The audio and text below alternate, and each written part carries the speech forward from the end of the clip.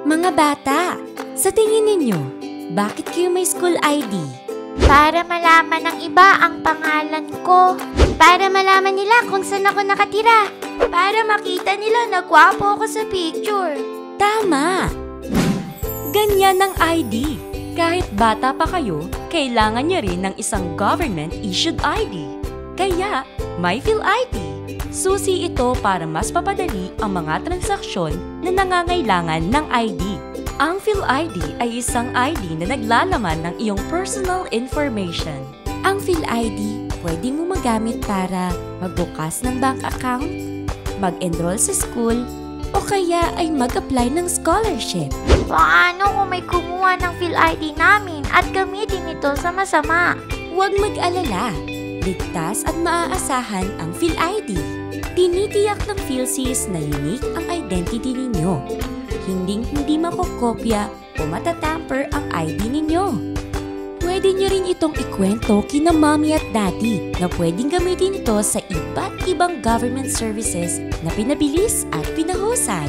Talaga po ba, ma'am? Ikwento ko po yan kina mama at papa. Yayain na ang buong pamilya na maparegister na sa PhilSys.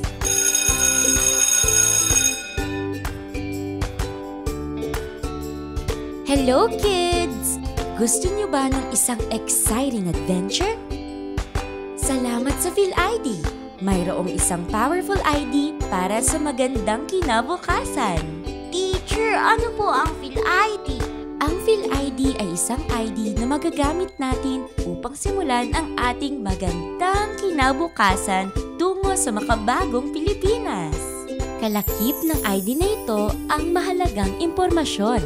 Magagamit ito para sa iba't ibang transactions gaya ng college o scholarship application, bank account opening, at pagproseso ng mahalagang government documents.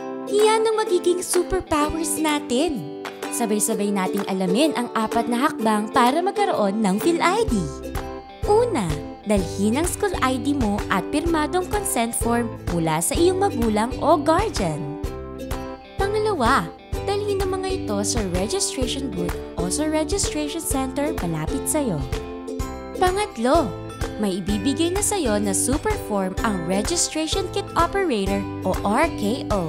Matapos ito, kukuhanan ka ng RKO ng iyong super picture at iscan ang iyong fingerprints at iris.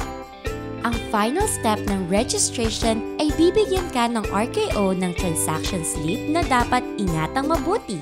Matatanggap mo ang iyong PhilID na parang isang secret message at hintayin lang ang delivery ng iyong PhilID sa takdang panahon.